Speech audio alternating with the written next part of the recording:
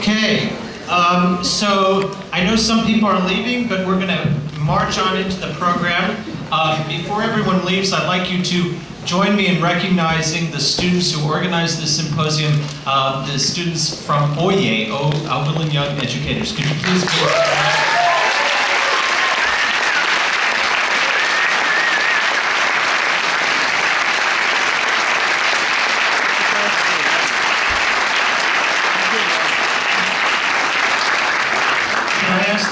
to come up on stage. We're going to have a panel of 4 people, and we are going to try to have about 50 minutes of dialogue. The first part of it will be questions among the panelists, and then the last part will be posing questions from the audience. One of the things I would ask of the audience is to make sure that it is a question and not a speech, because the value of having panelists is that they can answer the questions. So we will start by my introducing briefly the panelists. To my left is Professor Malcolm Cash, who is a lecturer at Ohio State University in African Studies, and he has taught at Lorraine Community College, and he is an Oberlin College graduate. Professor.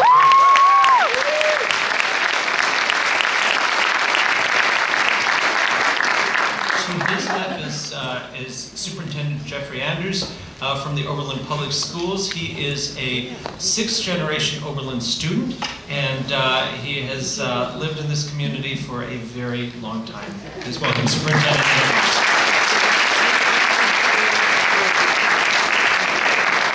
Alexis Rainbow, to his left, is the Chief Executive Officer of Rainbow Arts Immersion, a charter school development and management firm. She serves as the head of school for the Arts Academy Lorraine, the Arts Academy West Cleveland, and the Alexis Rainbow Arts Academy, Oklahoma City, Oklahoma. She is a graduate of Oberlin Conservatory of Music. Please welcome Alexis Rainbow.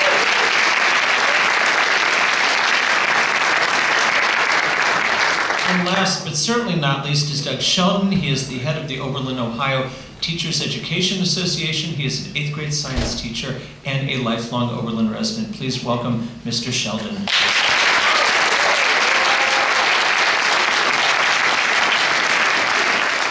Now let me start by posing a fairly broad question, but I hope the panelists will be able to focus in your answers as well. One of the things that struck me about this film is that it focused on some very difficult urban school districts, and it also tends to focus our attention on some very well-known charter schools with the perception that those are a way out of these urban school districts.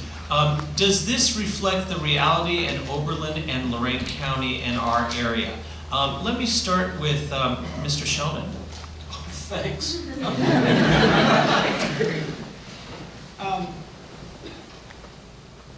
In some ways, I think it does. I think all public schools struggle with the fact that they have to take anyone who is eligible within the district, and that means kids who are struggling and kids who are excelling. And I think that in all the years I've been teaching in Oberlin, and I'm a product of Oberlin schools as well, I've seen kids who struggle and I've seen kids who excel. And I think some of the problems that we saw in the movie are problems that we face even at a small, local, community school. I'm not sure that, I hope that our association doesn't pose some of the same problems that were portrayed in the movie, but I think we do see a problem with educating all children to the same level. I don't think that would be an oversight. Ms. Rainbow. I think that, yes, we do see many of the problems that we saw in the movie, particularly from my viewpoint being a charter school developer and having charter schools. We see people who want choice. And in many cases, particularly in Lorraine, we have had poor public educational systems there. And even in this community, however, thanks to Jeff, things have turned around. And thanks to Doug and a lot of other people too. But we see students coming from all of Lorraine County, all over from Avon Lake to Vermilion, North Ridgeville, and they come with all different types of issues, and they're looking for all different types of things when they come to a school like the Arts Academy. And we can't service all of them, and so sometimes they come to our school looking for one thing, they get into school and they find that it's not what they want. And we mutually part ways. And sometimes we're saying to them, maybe you should look at the school in your community, because maybe that might be a better choice for your child. Same question. Yeah, I think there's some realities in Lorain County that were reflected tonight. But I think that, well, I'm grateful that there are more choices than there used to be. I think that the work that Alexis and other folks do, one of the things that is clear, and may have been clear in the movie, is that different schools have to play by different sets of rules and different constraints. And I think that by having more of these choices and having some of the successes at some of the charter schools, and as I said in the movie, I mean, 1 in 5 is really doing a great job, and so clearly 4 and 5 have room to go too, just as public schools and other forms of schooling have. But I think that with Alexis's school and other schools that have some success, they shine a light on some of the constraints that are placed on other schools that make it more difficult for us to have some of the success. And so I think that by having these different models, not only are we serving children well, it actually informs the dialogue at the legislative level, and perhaps some of the handcuffs that we find in the industry will be unshackled a little bit. So yeah, there is some of this. We don't have a rubber room in the Oberlin schools, though.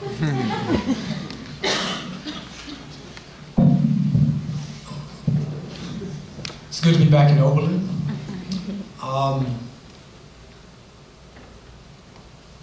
First, let me say that when I was in high school here in Oberlin, I was in the 9th grade, the 10th grade, the 10th grade, the 10th grade. And I quit high school at Oberlin High School in '82 with a 0.50 GPA. And I was reading 150 books a year. I was sneaking out of my high school, going to the Oberlin Public Library, and actually coming to Oberlin College, reading books. And I started to read books because I learned a trick had been played on me as a black male and the crimes of my country against me. Crimes are still being committed. And that's what that film is really talking about. They evaded it, they avoided it. They didn't say what the real issues are, which is the genealogy of that tragedy of slavery, which is the birth of this city, the birth of this school. And you cannot address the issue without addressing the issue. And so no, the teachers are not to blame. And yes, Oberlin and Lorain County has some of these issues. If we invested in students like we invest in athletes, you'll begin to see something profoundly different in our schools.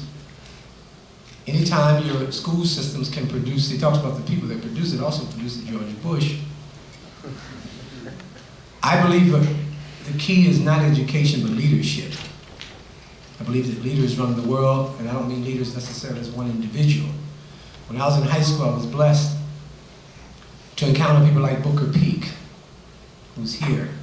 I was blessed to encounter some leaders in the local community. I was blessed to encounter an Upper Bound program here at Oberlin College at the time, and we need to get it back, by the way. And so it strikes me that the project that we're talking about, as James Baldwin said so beautifully in his essays, and particularly Notes of a Native Son, you can't despise the people and then expect to properly educate them. Note who was absent from that film. There were no critical African-American voices who would critique the socio-political, philosophical context of what produced the schools. Nor was there a person like Jonathan Kozel. So while I appreciate the film, it's a good starting point. It strikes me that if you have one of those 800-yard dashes, that's just the first 200, and they pass the baton on. There's another key dimensions that we have to include. Lastly, the film also lacked any kind of functional discussion of what students can do themselves. That lottery reminded me very much of a slave auction. The lottery reminded me of the lottery I had when I was here. It's called financial aid.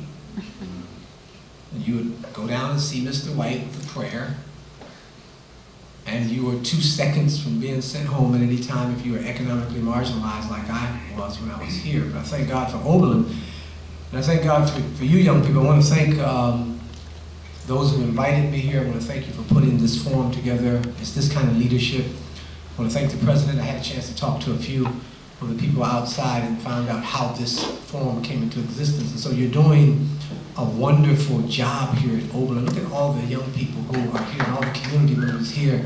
Give yourselves a hand. This is the kind of work that we're going to do collectively. Okay, we've taken a very elevated tone. Now I'm going to ask you to sharpen your focus a little bit. The film certainly put a lot of the blame on teachers and the teachers union, although Professor Hanishek said, if I recall correctly, that if you replace only 6 to 10% of the teachers, then you're going to be doing pretty well. But clearly tenure and the teachers unions were a focus of a lot of negative implications in this film. And I'm wondering if Superintendent Andrews would like to start us off on that one. Sure. Well, as a preamble, let me point out that 9 days from now, we begin negotiating a new contract with the teachers union. So Doug and I have to, maintain some stability here. I think the first point I'd make about the teacher situation and the issue with tenure. The issue with tenure is actually born out of a couple other problems. One of the problems is that in Ohio and in many states, teachers have very little mobility from the time they're in the teaching profession. Once you are about 8 or 10 years into a district, you can't go to any other district and get credit for those years on the salary scale. So it's a big financial penalty to move. And you can't, and you're in a separate retirement system, you're not in Social Security, and so you can't change industries. So you can't leave your district, and you can't leave the industry. And so from the time you're 10 years in to the time you're 30 years in, you're hostage. And that's the way the system is set up. And so if I were a teacher, I would fight like a tiger for tenure as well. That being said, I think that there need to be some paths for teachers to exit the profession that don't leave them in as bad a place as you are if you're 15 or 20 years into the profession in Ohio or in most states in America. And so it is frustrating because not everybody that teaches is really going to be a great teacher for 30 or 35 years. As a matter of fact, Jeffrey Canada talked about not being really a master at his craft until about 5 years in. And that's typical of the data that shows that your least 5 effective years as a teacher are your first 5 years. Your next least effective 5 are your last 5 years. So, I mean, that's data, that's not my opinion. And so, I think that there are people that tenure protects that perhaps it shouldn't. But by and large, if I had the choice to go to start a school with a vast majority of the teachers that work in the Oberlin system, that's what I'd take to go with me. So that's kind of where I am on that. Mm-hmm. That's a good start. Okay. That's a good start, Mr. Sheldon. Oh. I want to know again what? Well, I wanted to see your reaction to the film's focus on teachers' unions as the impediment to better schools. I work for a union that does not have a tenure track that guarantees you a job. It guarantees you a job if there are layoffs. But there's a path for removing teachers, and while it is, as you saw in the movie, a bit of a structured path that requires following some rules, that's usually to keep, this is not an indictment here, but Use the mic. I'm sorry. Is that mic not on? Is it on? Yeah, I'm sorry. I think that for us, there isn't a tenure track that guarantees you a job that we don't have in our district. And tenure for us is really just seniority in a layoff scale. So you don't have the possibility of somebody saying, because this is why that tenure track was put in. You could have teachers that were reaching the height of their salary scale. And that was a very convenient way to get the finances back on track. You could just lay off all your most experienced, highest paid teachers. So some of those tenure rules for layoffs were born out of that desire to keep sort of capricious dealings whenever you had to make cuts. I do think that the movie portrays some union philosophies accurately as sort of a protect the job, and I think a lot of it's an outgrowth of what Andrews has said regarding the options for teachers. I guess my only concern with the way that it's portrayed is that it sort of paints everybody with the same brush in terms of unions. And my experience with unions has been that a lot of whether they're working for the local community or whether they're just sort of taking a party line depends on the membership and the leadership. Quite honestly, up until a few weeks ago, I thought Randy was a guy. I didn't know the names because I've never paid any attention to the nationals. I didn't know who Randy Weingart was. I didn't care because I don't care about the national position from the AFT or even the NEA because I deal with a local school district, local parents, local kids. And so when we talk about issues, what we're looking at is what can we do for kids and what can we do for teachers and what can we do to work together. So I'm not sure that all of us get lumped into the same category. Ms. Rambo or Professor Kench? Well, at the Arts Academy in the charter school systems and districts that I'm familiar with, we don't work with teachers' unions, and our teachers are on a one-year contract and renewable at the end of that contract based on how well they do in the classroom, based on how well our students are performing. So that determines whether they remain in our school system or not. And we've had great teachers in all of our schools, and we've had a lot of teachers who stayed with us for several years. We've been able to maintain our unit scholar coordinators who are our master teachers in the building from the time that we began the school. So we've been very fortunate that way to have that type of continuity and those teachers helping to lead our staff development for our teachers. And so, and we do a lot with communicating with our teachers on a daily basis. They meet in a community meeting every morning with our academic deans or with our Dean of Student Affairs, and then they meet again at the end of the day with the academic dean. So we spend a lot of time nurturing our teachers, talking with them, and we can turn the school on a dime if we need to, based on what they're telling us is going on in the classroom. So we spend a lot of time with that too. Philosophically, I'm opposed to tenure. I don't think one group of people, and only one group of people in society should be guaranteed a job. I don't know of any other profession that's guaranteed that, so I don't agree with the concept of tenure. Nor do I agree with the concept of the film that portrays teachers, top or bottom, as the solution. Again, without looking at economics.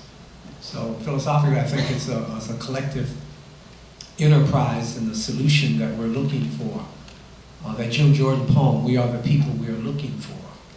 I think it's a community-based kind of approach that needs to be taken. But I don't like the way the film, I don't know enough about teachers' union. I've never been in one, so I'll just reserve comment on that because I don't know enough about it. But philosophically, yes, I am opposed to tenure. Can I say just one more thing about unions? That is, well, I mean, I think that part of the question is to sort of spur a little bit of two sides of this. So I wanted to say a couple of, well, unions in the beginning of almost any industry, unions were formed to sort of address a lot of really deplorable working conditions and so on. And so even though Doug is the head of the union and I'm sort of the dark side when we talk and joke about it in the schools. One of the things that I find a little bit frustrating about is last night we had open houses at the middle school and at the high school for students who were thinking of leaving the Oberlin schools, or for students in other communities who were thinking of open enrolling into the Oberlin schools, because it is a more competitive market. And for every student that chooses either to leave our schools or to come to our schools, that's a difference in our bottom line of about $5,700. And so, from a purely economic standpoint, and knowing that the governor is going to cut our state aid somewhere between 10 and 20% starting in July, we're doing everything we can to try and make the economics work. About a dozen teachers volunteered to stay and talk to parents and work till 9 o'clock last night. None of them had to, and none of them got a nickel for it. And I would have loved to have been able to give them something for it. And that was part of that question in the film about not being able to differentiate. They were all, we had the A team was there last night. They were great. And they were great with the kids, they were great with the parents, and I was very appreciative. And I can write them all thank you notes, and I can walk around and shake their hand and say thank you. But it is frustrating to a degree that we can't differentiate at all in terms of how we compensate our teachers. So that might start a little bit of excitement. I guess, yeah, and not because of what you said, but one of the things that struck me when we were talking about the teachers' unions, and one of the things that sometimes frustrates me as a union leader is that people need to understand that yeah, we're a union, but we don't always even agree. And one of the problems of leadership in there is working with my own members to talk about change. And that it's not, one of the things that's interesting is when I first started getting involved in unions, I looked at the contract, and it doesn't say contract. It says master agreement. And it represents a dialogue between administration and teachers. And, the other day I might be making a stretch here, but I was jokingly saying, it's a document that has a process to it. It has sort of rules of engagement. It involves collaboration and sometimes confrontation, and we sometimes argue. But we have a framework for dialogue. We have a framework for evaluating each other. We even have a way of measuring whether people are living up to what their expectations are. And we don't always agree on what that is, and it's a fluid document that changes over time. I've got members that are wedded to language in the contract that was actually introduced by administration a decade before. We didn't make it up, it came from the dark side. And yet, another document that sort of goes along the same way is a constitution. We argue about it, we change it, we amend it, and it has a process that we follow.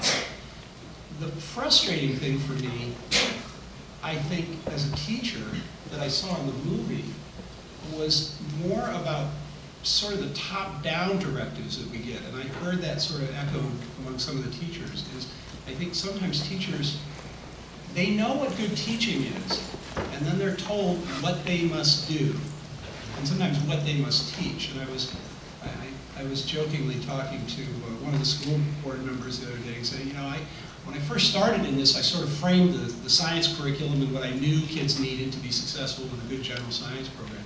And then the state finally put together a curriculum, and I remember one of the state directives was I needed to teach in space science. I needed to teach students that and they've since finally removed that objective, that the student would be aware that the distances in space were so vast that they would be beyond comprehension. And as near as I could tell, the state wanted me to teach the child that they would know that they couldn't know how vast space was. And I tried to figure out why I was being told to do that. So one of the things I saw in the movie was the schools that started up, the charter schools, were a bunch of dedicated teachers who said, I want to do what I know is right, and I can't always do it in the system. The public school teachers stay on saying, I want to do what's right, and I'm trying to work within the system. And those are difficult things. Let me turn our attention to one group that wasn't really represented as an organized group in the film, and that is parents. The parents we saw I thought were incredibly dedicated, very moving, and really, I think, touched those of us who watched the film. And I'm wondering if this is an accurate portrayal of most American parents today. I think that many believe that parents have lost discipline and have not instilled an appreciation for education. There are some people who think that parental involvement in the schools is essential, and there's some who think it's a negative influence, and then there's some who think that there should be more parental involvement at home, and that's where parental intervention is not taking place. Where are parents, and how are parents doing in terms of helping the American school system? Maybe Alexis Rainbow on that. Well, I think parents are up against a major task right now, because to me, the parents that we're seeing, on one hand, they seem as though they're afraid of their children. They're afraid to say no. They're afraid to discipline. They're afraid to lay down the rules at home, and so they have put that responsibility on the schools, and which is unfair, because we are not the parents. So the first thing that we tell parents when they come to interview at our school is that we want to join their team. They are the parents, we are not the parents, and we just want to be one of the arms that they choose for their children. They choose a doctor, they choose other things, and we're that arm for education. And I think that for some reason, and I don't know exactly when it all happened, but parents have felt as though they have lost the power. In our school, we require the parents to give 20 hours per semester in volunteerism, because we want the parents to be in the school with the students. And many times they'll say, well, I'm working, and then we'll provide them with other opportunities. There are different types of clubs, there are after-school events that they can participate in. We try to make it where those parents are there with the students, and we're not successful all the time. You can look at our parent consortium meetings. We'll have those meetings, and there may be, out of 256 students in our school, there may be 30 parents at those meetings. But then, like tomorrow night, we have our college tour for the high school that's getting ready to take place, and we'll have all of the high school parents in the room. So we were just discussing today, we've got to get a whole bunch of stuff in that one meeting, because we may not see some of those parents for a while. But I think it's an atrocity what is happening with parents. I think they feel like they're not empowered, and I think it's a part of the responsibility of the educational systems to help empower those parents, so that we do not take the place of the parent, because we are not that. We're educators. Professor Cash. I think they feel that they're not empowered because they're not. And I do think that parents have a profound role to play in their children's education. You've given birth to your children. You have them K through 12. But the school system in America is a top-down system. The curriculum is created with absolutely no input. I think if we stick, at least my frame of this conversation is that particular film, which as I viewed it is through the lenses of race and class. It was very clear that they're using the word urban. Urban means black in America. Inner city means black, and it means Latino, it means poor people. We just have to remove the silence from what we're really talking about. And yes, why would I, as an African American, care about Shakespeare over Toni Morrison, and I'm from Lorraine? I thought you fought against Shakespeare. I thought the whole war with England was to transform the educational system. How does he become the center? And if that is the center, I'm not interested as a primary person from the urban community when August Wilson and James Baldwin and Ralph Ellison and Lorraine Hansberry are taken out of that context. When the Civil Rights Movement, which was 50,000 African Americans sticking together for 382 days, gets reduced to one courageous woman and a preacher. You see? So schools produce narratives, and anytime a rapper says more about the life you're living in your school system, don't be shocked if the students are more interested in that. The schools have a challenge to say something that deals with the lives of the people. Sure, there's a role that the parents must play. Public library is one of the most beautiful places in this country. and the role that parents historically have played historically. But keep in mind that the school systems are usually not open to parents who have different ideas than they do. And the law is usually not interested in the idea of the school or the parents. Because as the one graph showed, schools were designed to produce people for the economy. The whole framework of the discussion in the entire movie was to look at people as they relate to the economy in a capitalist culture. That is the framework. And people are resisting that, and what you're calling failure is not failure, often it's resistance and common sense. And they sometimes don't have the language, don't have the strategy, do not have the systematic way of challenging the system, so they say F it. And then you say they're not interested. They are interested. You might have to change your approach to education. Okay, Mr. Sheldon. Well, my first year of teaching in Oberlin, I taught kindergarten. I'm sorry, my back is telling me to do. Prop myself up. No, I'll yell a little louder. I'll use my classroom voice. My first year of teaching in Oberlin, I taught kindergarten, and the second year I taught 7th grade. And I learned very quickly that every parent, I've only run into a handful of parents in 16 years that I would say didn't care about their children's education. What happens is they start to grow up and they become teenagers.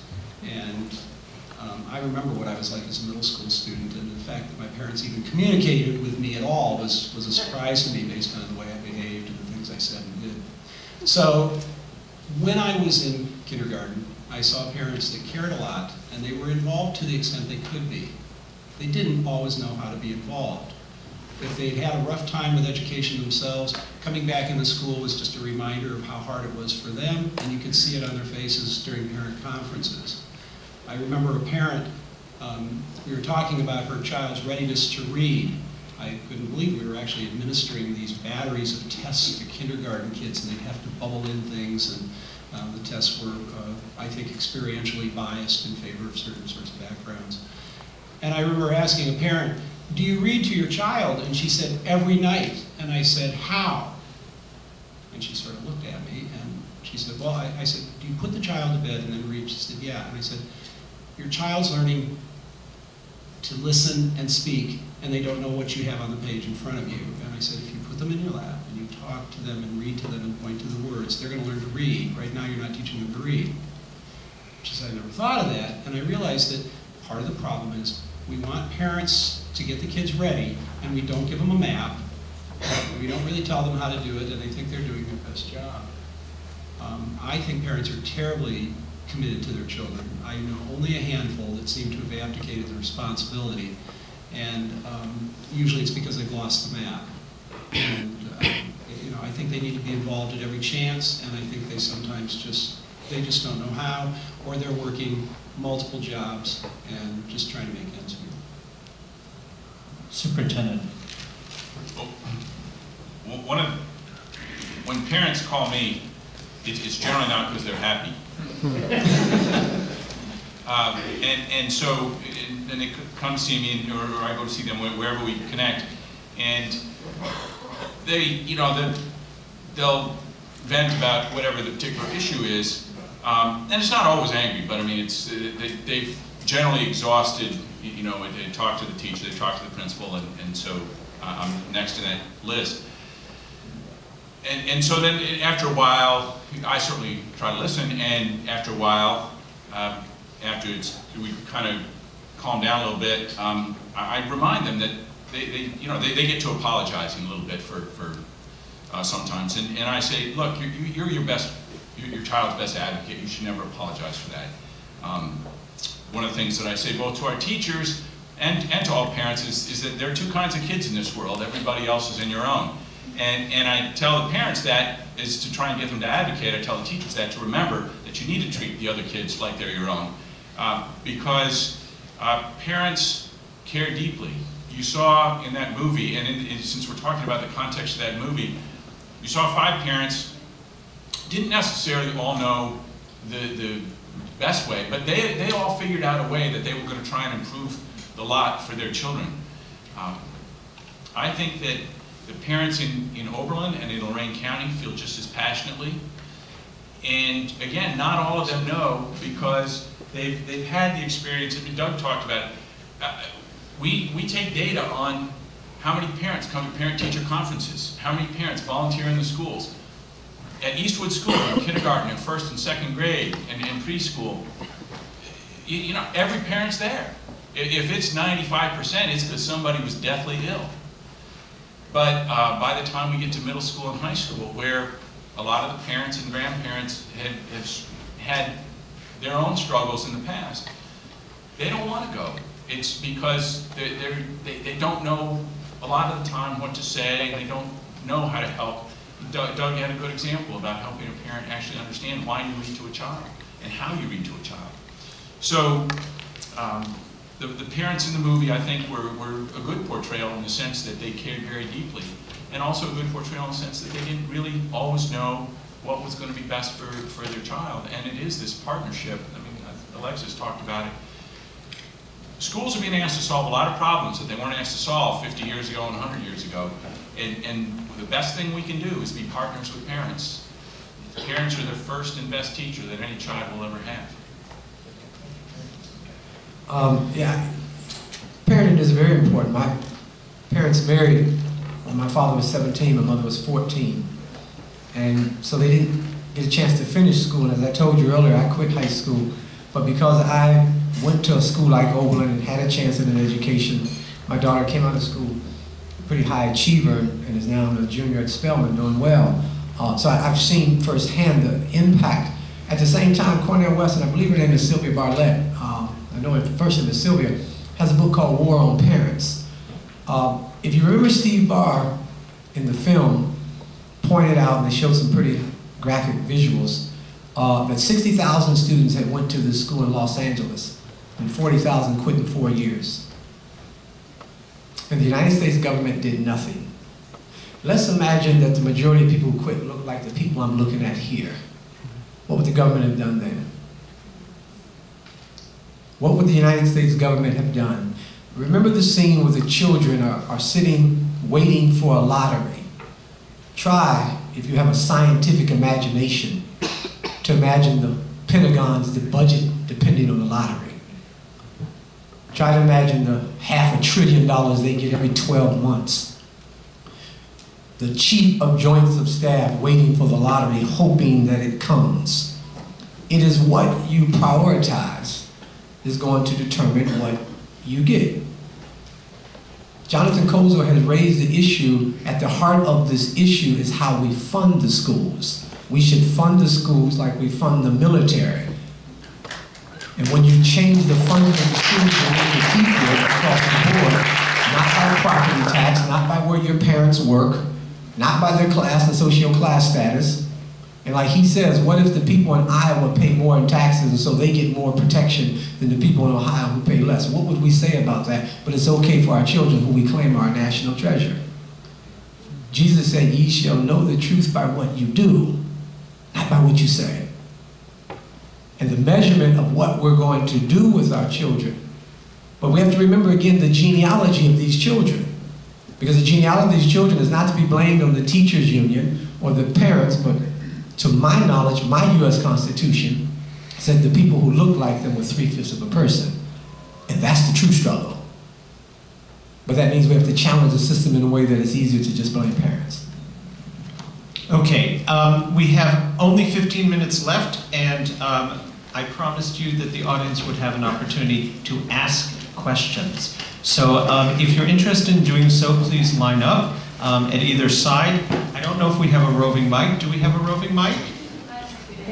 We may not have a roving mic, so you need to project your voice.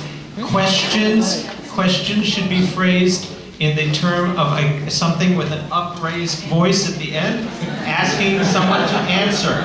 It is not preceded by a paragraph of declamation. If you forget how to do this, I will interrupt you and say, and your question is. I will start with one of my students because I know Hope certainly knows how to ask a question. Hope. Okay, I left my paragraphs at my desk, President Krislov, so I won't won't do that. But what I will say that I think brings in a lot of things that I was writing down while I was watching the movie, and that I think we're sort of dancing around. I particularly want to thank Mr. Sheldon and Professor Cash, because I think that they've made the clearest points about what the real issues are. Okay, anyway, so, sorry. Okay, my question is on merit pay. So the teachers that I know, and I come from a family of teachers, disagree with merit pay on the grounds that it will always be measuring students by their standardized test scores, which will always be affected by socioeconomic class and race and parentage and income tax and all of those things. And so we can't measure teachers by their student standardized test scores, because their students will always be achieving based on those things. So I'm very curious about each of your various opinions on merit pay for teachers. Thank you. Okay. Question is about merit pay. Let's start at the end. Doug Sheldon. Oh boy, yeah, this is a hot potato for the unions. It's a tough one because of the measurement. I mean, I'm philosophically, you know, I grew up, you know, with the capitalist American dream in the United States, that you get what you put in, and if you're doing a great job, you should get some more. And why should I, you know, I'm working hard, why shouldn't I get more if I'm doing a great job? But the problem is how we measure that. And teaching is I've tried to think of other professions. It is the only job I've been able to think of where I have absolutely no, at least in public education, have no control over the incoming raw material. I have none. I sit in the middle of my school year, halfway through the school year, I've already covered part of the material. A child arrives at my door, I get a note, I get an email from my guidance counselor. You're having a new student on Monday. They've just moved here from another state. They're reading at a 3rd grade level. And I'm supposed to make sure they do well on our proficiency test in May. And so I'm judged by the test scores. And in Oberlin, none of our classes have none of our grade levels have more than 100 students. So actually every one of our students counts as more than a percentage point on the test. So I struggle when I sit down and talk to my teachers, because I do know that there's some teachers who do a great job, and I do know there's some teachers that do amazing things. I'm not one. I've watched the ones who do, and they are amazing, and I want to think about what can we do to show that they're amazing, and yet, how do we do that without slapping the face of all the teachers that are making great efforts and sometimes have no control over what is coming into their classroom? I don't have an answer. You know, there's the philosophy and then there's the reality, and I'm struggling because there's a lot of pressure to find some solution to the idea of merit pay. And I don't know how to do it across content either. You know, I've taught different subjects, and I know there are certain subjects. I'm teaching a technology class this year for the 2nd time, and I have, the kids love it. It's my most popular class, and why wouldn't it be? They get to make things and build things and use machines. It's like shop class on steroids because there's computers. And we used to have that, and we did away with it because somebody said, oh, the vocational schools will take care of it. Another decision that was made by somebody other than the teachers. And so it wasn't, not by me. It wasn't by you either. It was by economics, and it was by a number of things that Mr. Cash has alluded to about where we think people need to be tracked and go, and the economy that we used to have. But if I'm teaching the STEM class, I'm going to get almost 100% of my kids on task, loving it. They love that science and technology class. It's exciting for them.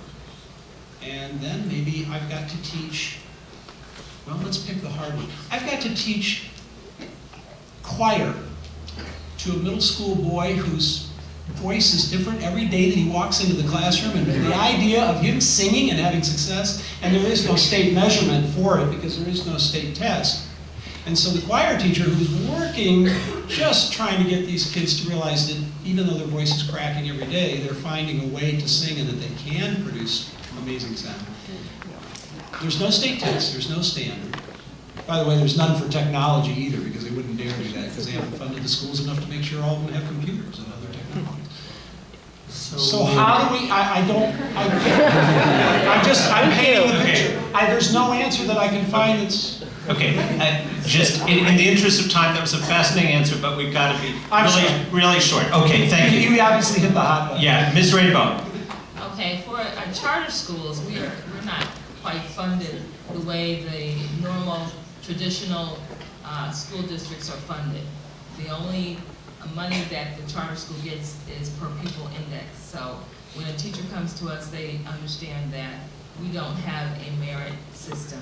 We expect excellence from all of our teachers. Question about differentiated pay. Did any object to the fact that your professors get hired at different rates? Say it again. Your professors at Oberlin College get hired at different rates? Sorry, Marvin. You know, your economics professors get hired at different rates than your English professors, folks. The reality is that last year we had a second grade opening, we had over 1,000 applications, we had a high school science opening, we had 6. So in terms of differentiated pay, there are economics out there that are a reality, and so it would be nice if we had a little bit of latitude in how to address that. In terms of merit pay, we talk about test scores. I think one of the efforts that's been made to try and address the test score issue is about measuring growth. So in terms of from the beginning of the year to the end of the year, that's much more, whether you start at 3 grade levels behind or 3 grade levels ahead, you can still measure the growth fairly accurately of what happened in the classroom over the course of the year. I'm not a big fan of merit pay based solely on test scores, but I think that test scores have gotten a worse name because of the fact that, yeah, you can't control who walks in your door, but you do get them there for you. I'm really interested in how that Seed Academy is doing, by the way, because I'd love to see what we might be able to do if we really had, you know, boarding as an option for in some public schools. I'm pretty intrigued with that. Anyway, so that's I think in terms of differentiated pay, that's probably I'll try and be brief like that. Go ahead. We figured out a way to get to the moon. We can figure out a way to pay teachers, I believe, in merit pay. Okay. That's a good answer. Here we go. You can identify yourself or not, whatever you prefer. Go ahead. This is a question for Mr. Cash about how you might implement, systematize, or implement either of 2 suggestions or neither or both of them. So 2 ideas, freedom and field trips.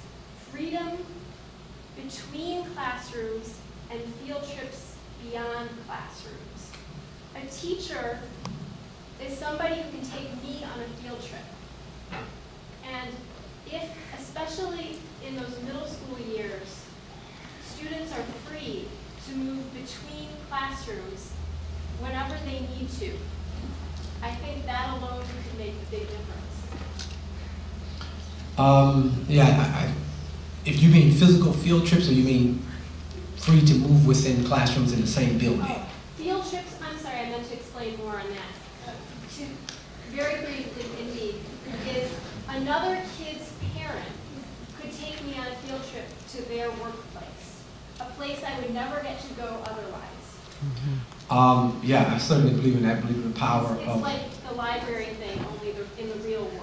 Right, yeah, I think that's great. I think it's, you know, I'm interested in the 360 model of education where we have a kind of complete turnaround. During our spring break, I brought 3 of my students here. I have a core group of students who are going to Los Angeles. I'm working with another group who are going to go to New York and Washington. There's 2 or 3 students here will tell you from 5 p.m. to 1 a.m. for the past week we've been working. The real work begins when class is over. So I believe that we just need a whole new approach to education. I have a friend out in Seattle, he says if you keep doing what you've been doing, you're going to keep getting what you've been getting. So we need to have a whole different approach that might combine some of what they do in Montessori schools, might combine some of what they do in charter schools. You see, I'm not as interested perhaps in these test scores as everybody else because nuclear scientists who make nuclear bombs are good at test scores.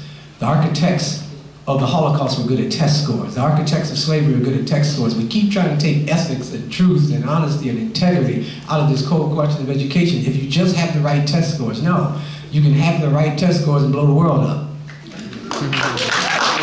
So I'm not going to define education just by what do you know, is what you do with what you know. Dr. King used his PhD to transform the world, and other people use their PhDs in some other ways. So I believe it's crucial that those young students have that interconnectivity with parents and the community, and we just have to change the way we do education. I want to say something One of the arms of the Arts Academy, one of our missions, a part of our mission statement, is that the students have a time at the end of the school year, and this year it'll be 3 weeks of experiential trips. And so we opened K-5, and in our first year, our students were studying about New York bridges and so forth, and the first through third grade went to New York. They got to see those bridges, and they got to experience those things. So that's a major part of our curriculum. Okay, next question. Short.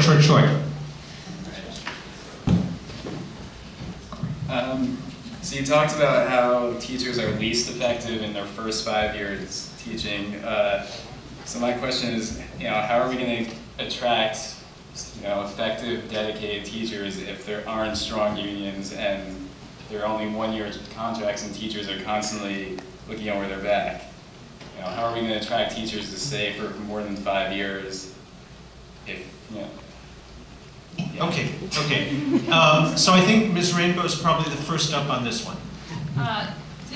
When you said, I'm not in total agreement with what the film said about the first 5 years being the least effective, because we've had a lot of new teachers come to the Arts Academy, and I think it has to do with staff development. If you bring in the right people and you have a good, strong staff that can help develop those teachers, and you're walking with them, mentoring those teachers, they can be extremely effective. And we've seen that effectiveness in our school, and our students are well beyond where I think most traditional students at their same age is, based on those teachers. And many of them, we have first-year teachers in our school building right now. And I would challenge some of you to come up and take a look at our charter school. Anyone else on that question? Well, I just think part of it goes to teacher prep. I think you're about to, there's a lot of questions now about teacher prep programs at universities all over the country. And I think that, I know my own teacher prep program was, it was helpful, but I learned from my peers when I got to work, and I started teaching midlife, so I had the benefit of 16 years of other life experiences to bring to the table, and that helped me too. I think that if we just concentrate on some prep programs that really talk about what a teacher's going to need when they start and give them a lot of experience